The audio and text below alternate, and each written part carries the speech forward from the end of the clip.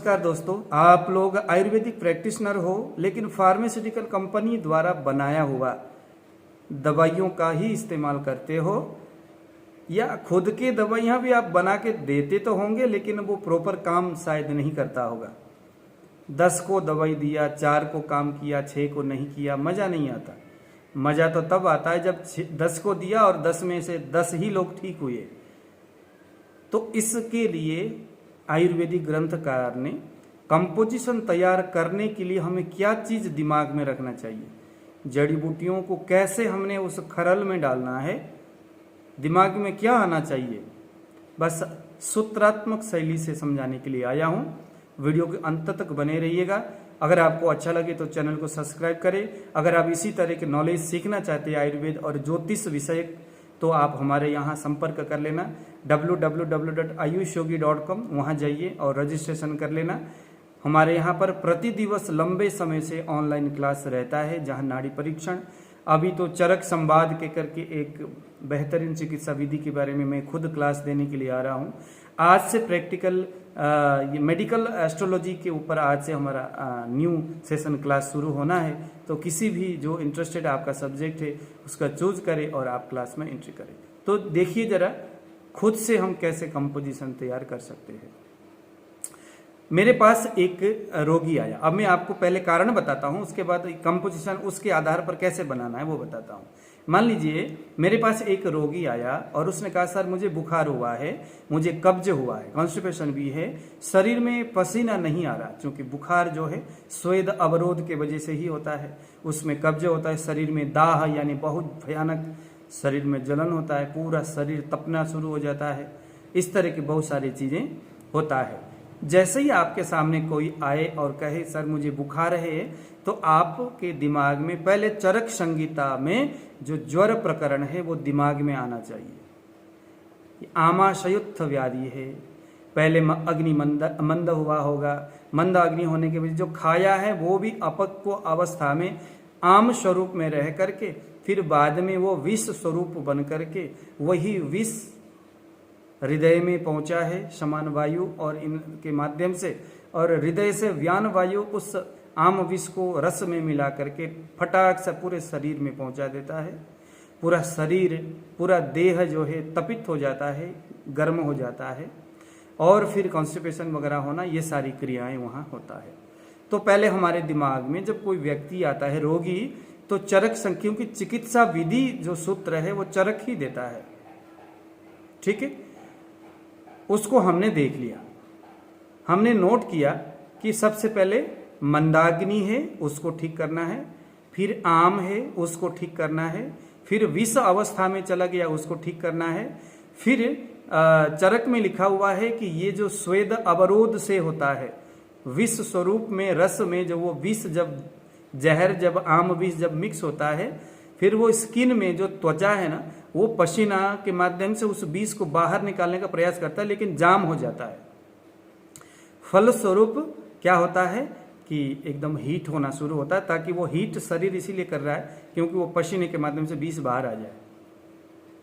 तो हमारा अब सोचना क्या होना चाहिए, सबसे पहले हमने उसके आम अवस्था में जो शरीर है अगर, तो लंघन आदि क्रिया करके उसके आम से निराम होने तक हमें प्रतीक्षा करना है। पहले निराम होने तक हमें लंघन यानी भूखा रख के हल्का सा गर्म पानी में सौंठ थोड़ा शहद मिला करके उसको पिलाते रहना है, थोड़ा थोड़ा थोड़ा करके, इतने भर से उसका जो आम है वो निराम अवस्था में आ जाएगा। जो विष है उसके परमाणु टूटना शुरू होगा। लेकिन फिर भी अगर ज्वर नष्ट नहीं हो रहा है तो अब देखो मैंने यहाँ कंपोजिशन इस आधार पर कैसे तैयार किया। सबसे पहले मैंने यहाँ लिया त्रिकुटा, आप भी नोट कर लो त्रिकुटा, जिसमें काली मिर्च, सौंठ और पिपली है, बरोबर कपड़छन पाउडर हमने उसमें डाल दिया। कितना मात्रा होना चाहिए इन जड़ी बूटियों का जो अभी मैं आपको बताऊंगा वो मैं अभी नहीं बताना है, इसीलिए नहीं क्योंकि देश काल वय और रोग बल व्यक्ति बल ये सारी चीजें देख करके हमें जड़ी बूटियों की मात्रा तय करना चाहिए। इसके लिए जब आप हमारे क्लास में आओगे तो वहां सीख लेंगे, अदरवाइज आप चरक संहिता जो मात्रा स्थिति अध्याय है उसको आप पढ़ेंगे तो भी आपको समझ में आएगा। चलो मैंने लिया यहाँ त्रिकुटा। त्रिकुटा का काम क्या है? त्रिकुटा का काम है जो अपक्व आम है, मंदाग्नि को ये ठीक करता है त्रिकुटा।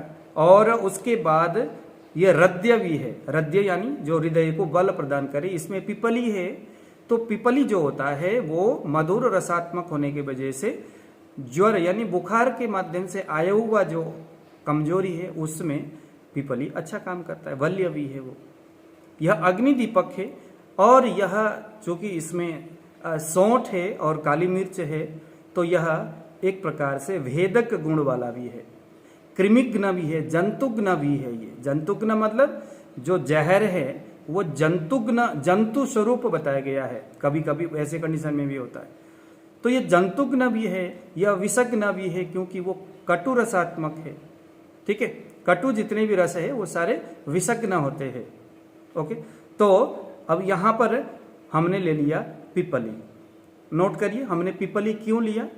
हमने खरल में डाला पिपली। उसके बाद दूसरे नंबर में हमने खरल में डाला बच्छनाग। क्यों? क्योंकि अब देखो बच्छनाग के गुण हमने यहां देखा, तो यहां क्या है?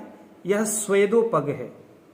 शरीर में पसीना को यह उत्पन्न करता है, स्वेद जनन है। क्योंकि अभी हमने बताया था उसका जो बुखार है वो पसीना न निकलने की वजह से हो रहा था। आम ने जो विष स्वरूप, आम जो विष स्वरूप में जो हो करके त्वचा में जाकर के अटक गया और जिससे पसीना बंद हो गया, यह वच्छनाग उस पसीना को निकालेगा बाहर। यह मूत्रल है, तो जो यूरिनरी ब्लैडर के माध्यम से किडनी जिसको प्रॉपर तरीका से फिल्टर नहीं कर पा रहा था, वच्छनाग वहां जाकर के थप्पड़ मारेगा, कहेगा चलो भाई। क्योंकि शरीर में उदक व स्रोतस भी थोड़ा दुष्टि हो रखी है, तो मूत्र भी प्रवृत्त हो रहा है और मल को भी, अपान को भी जाके थप्पड़ मारेगा बच्छनाग। तो मल प्रवृत्ति भी हो रहा है क्योंकि उसको कब्ज हो रहा था। ठीक है, अब बच्छनाग क्या करता है? बच्छनाग हृदय और शरीर की जो गति है, जो हार्ट का जो पल्सेशन है, उसको ये मेंटेन करता है।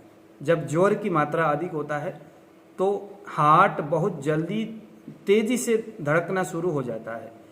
तो वच्छनाग उस स्थिति में जा करके उसको वो कंट्रोल करेगा और नाड़ी की जो तीव्र वेग है उसको जाकर के वच्छनाग कंट्रोल करेगा। लेकिन ध्यान देना, वच्छनाग में जहर है, विष है खुद वच्छनाग। तो वच्छनाग के जहर को जो त्रिकुटा हमने जो डाले थे वहां जो पिपली है वो वल्य है, इसीलिए वच्छनाग के उस जहर को थोड़ा सा वो कम करता है। क्योंकि विष ही तो है ना, ज्वर में विष प्रदान है। आम जो है वो विष अवस्था में चला जाता है, टॉक्सिन बन जाता है। उस टॉक्सिन के ऊपर काम करना हमारा दवाई का काम है। तो वच्छनाग ने तो स्वेद को खोल दिया, शरीर को खोल दिया, लेकिन उस जहर को कौन तोड़ेगा? तो हमने डाल दिया यहां पारद। आप लिखो पारद डालना है। अब देखो पारद का काम क्या है? पारद विषनाशक है, क्योंकि ये विष अवस्था में था आम, तो उसको इसने नष्ट किया। पारद कोष्ठस्थ दोषों को नष्ट करता है।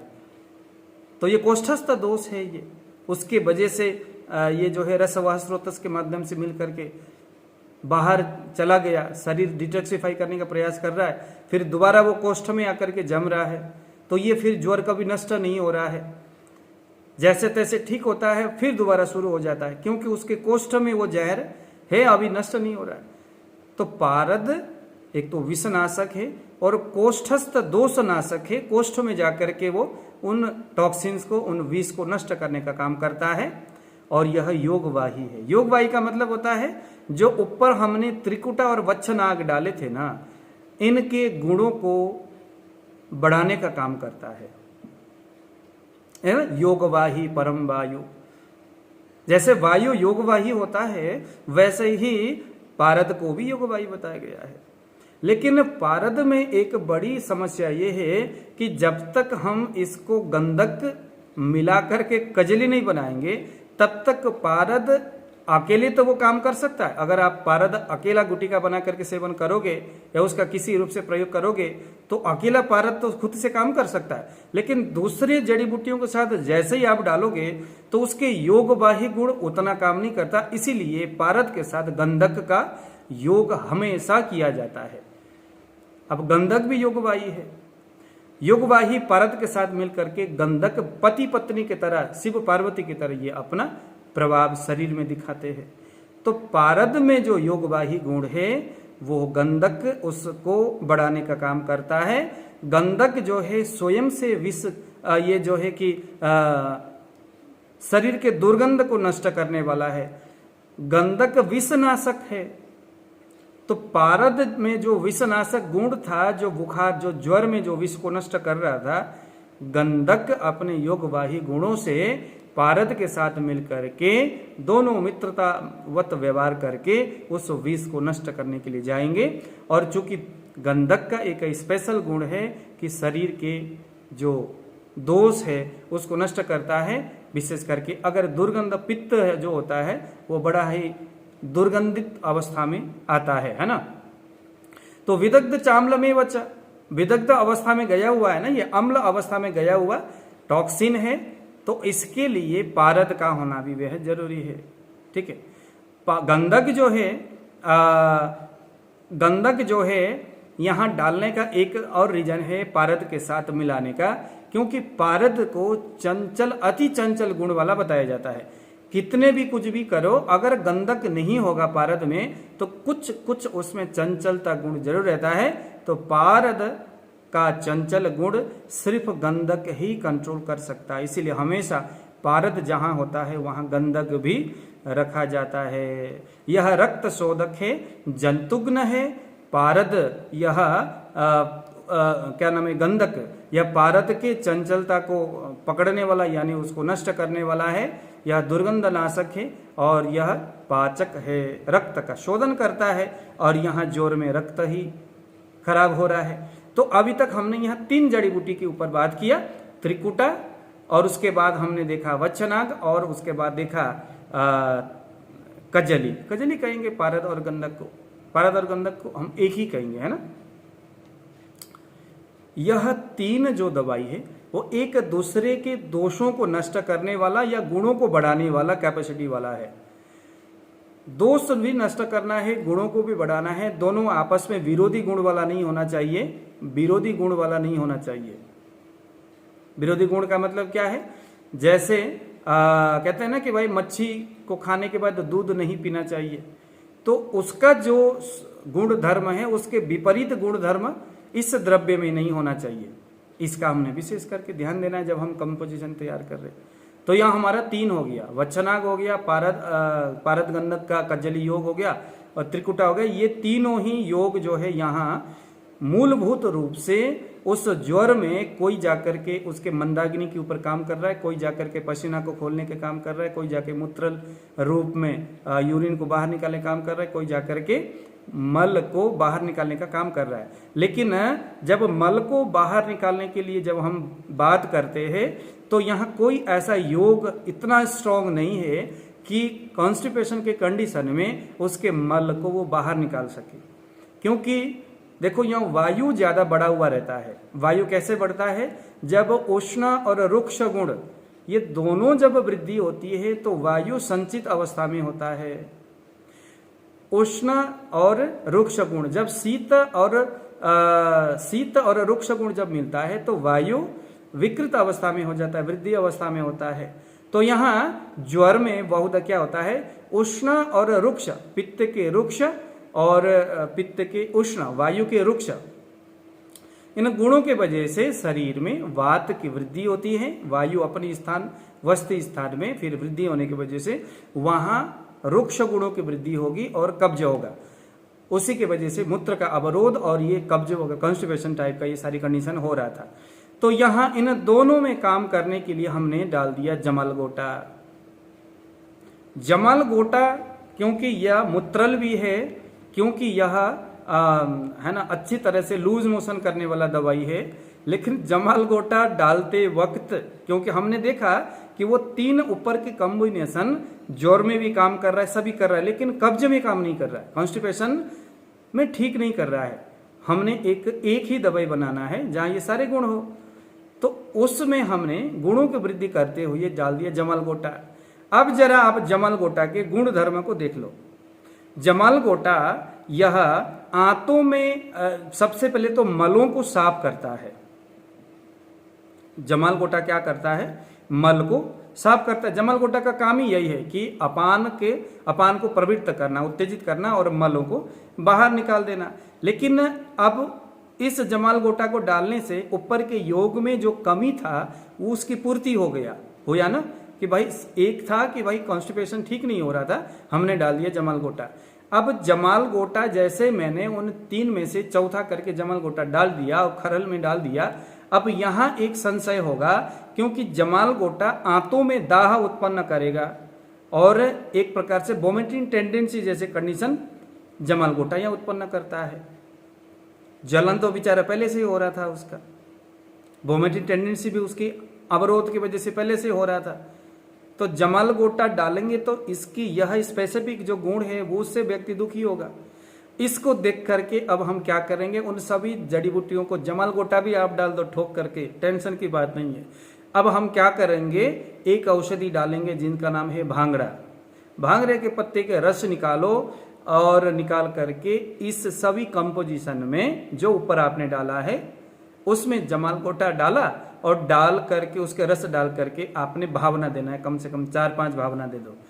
अब देखो जो भांगड़े का जो रस होता है वह क्या करता है, जमल गोटा में जो आंतों में दाह उत्पन्न करने की और वोमिटिंग टेंडेंसी की जो स्थिति है वहां पर ये क्या करेगा, उसको ये नष्ट कर देगा। न तो दाह होगा कि भांगड़े के उस नेगेटिव गुणों को कंट्रोल करने के लिए हम ये भांगड़े डाल रहे। आपको समझ में आ रहा है कंपोजिशन कैसे बना रहे?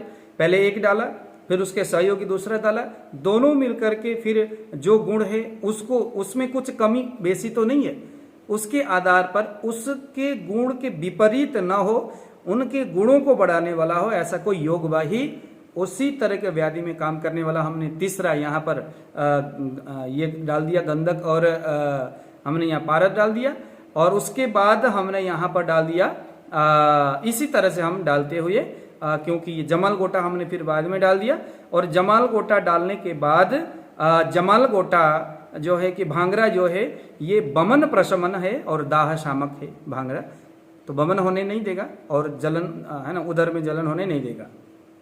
ठीक है, अब हम क्या करेंगे, जमल गोटा बड़ा ही तीक्ष्ण प्रकृति का द्रव्य है, क्योंकि बुखार के वक्त शरीर बहुत ज्यादा संकीर्ण अवस्था में रहता है, तो ऐसा भयानक जमल गोटा ही क्यों देना। इसीलिए अब हमने क्या किया, भांगड़े के रस डालने के बावजूद भी यहां हमने डाल दिया त्रिफला का पाउडर डाल दिया, क्योंकि यह त्रिफला यहां पर मल भेदक भी है, सारक भी है, मल को बाहर निकालने वाला भी है, पाचक भी है ना, तीक्ष्ण गुण अपने दीपन पाचन कर्म करने वाला भी है। इसमें आंवला है जो शीत गुण से ज्वर के जो ऊष्मा है उसको नष्ट करता है। इसके साथ साथ में त्रिफला उस जमल गोटा के तीक्ष्ण गुण को भी कंट्रोल करता है। जमल गोटा में भांगड़े के रस और त्रिफला के पाउडर इसके मिलने से उसमें उदर यानी पेट में जलन करने की जो नकारात्मक शक्ति था और उसके साथ साथ वोमिटिंग टेंडेंसी, बमन देने का जो शक्ति था, ये दोनों नेगेटिव गुणों को हमने भांगड़े के रस और त्रिफला के पाउडर डाल करके नष्ट कर दिया। अब जो है उस द्रव्य में, किस में, जमल गोटा में, वो सिर्फ मल को सारण करने वाला ही है, लेकिन दाह और बमन करने वाला गुण बिल्कुल भी वहां नष्ट हो गया। तो इस तरह से हम लोगों ने एक, मेरे पास जो पेशेंट आया उसके सिम्टम्स को मैंने नोट किया और जो व्याधि है चरक में जाकर के मैंने उसके संप्राप्ति को निकाला और उसके बाद एक एक करके मैंने द्रव्यों को खरल में डाल करके उस व्यक्ति के लिए दवाई तैयार किया। ध्यान देना, यह दवाई अब दूसरे ज्वर वाले रोगी को नहीं देना है, यदि उसको कब्ज का शिकायत नहीं है और ये ज्वरनाशक कह करके आप अगर उसको दोगे तो यहाँ पर जो ये आपका जो ये जो है जो बच्चनाग है ये आपको तंग करेगा, जमाल गोटा जो है ये आपको तंग नहीं करेगा, उसको कॉन्स्टिपेशन है ही नहीं, लेकिन आपने ये दे दिया क्योंकि यहाँ तो बच्चनाग है। क्या करेगा बच्चनाग? जिसकी आवश्यकता नहीं है आप क्यों दे रहे हो? तो फाइनली क्या हो गया, उसके पहले लक्षण को देखना है, फिर उस प्रकरण में ग्रंथ में जाना है, संप्राप्ति को देखना है, फिर उसके बाद हमने जड़ी बूटी द्रव्य गुण विज्ञान के आधार पर जड़ी बूटियों को एक रेशो में डालना है। अगर किसी में कोई दोष है उसके योगों को बढ़ाने वाला हो, लेकिन उसके दोषों में अगर खुद से कोई, जैसे जमल गोटा में दाह करने वाला वोमिटिंग टेंडेंसी वाला गुण था, तो इसके विपरीत इस गुण नेगेटिव गुण को नष्ट करने के लिए हमने यह भांगरा और त्रिफला डाल दिया। लेकिन भांगरा और त्रिफला भी जोर में काम करने वाला है, यह भी ध्यान देना कि ऐसा नहीं कि भाई उसके नेगेटिव गुणों को निकालने वाला तो है, लेकिन वो उधर जोर को और ज्यादा बढ़ाने वाला होना नहीं चाहिए। वो जोरों में भी काम करना चाहिए, लेकिन उस द्रव्य के नेगेटिव गुणों को काटने वाला भी होना चाहिए। तो इस तरह से बस थोड़ा सा अभ्यास की बात है, बहुत ज्यादा काम नहीं है इसमें। करत करत अभ्यास से, ज्यादा अभ्यास करते रहोगे तो डेफिनेटली आप सफलता आपको मिलेगा। उसके बाद जैसे भी रोगी आएगा आपके सामने कुछ जड़ी बूटियां हैं, बस उठाया, फिर तो अभ्यास होते होते क्या नहीं हो सकता, सब कुछ हो सकता। चलते फिरते भी आदमी कुछ भी कर सकता। तो दीजिए विदा, नमस्कार।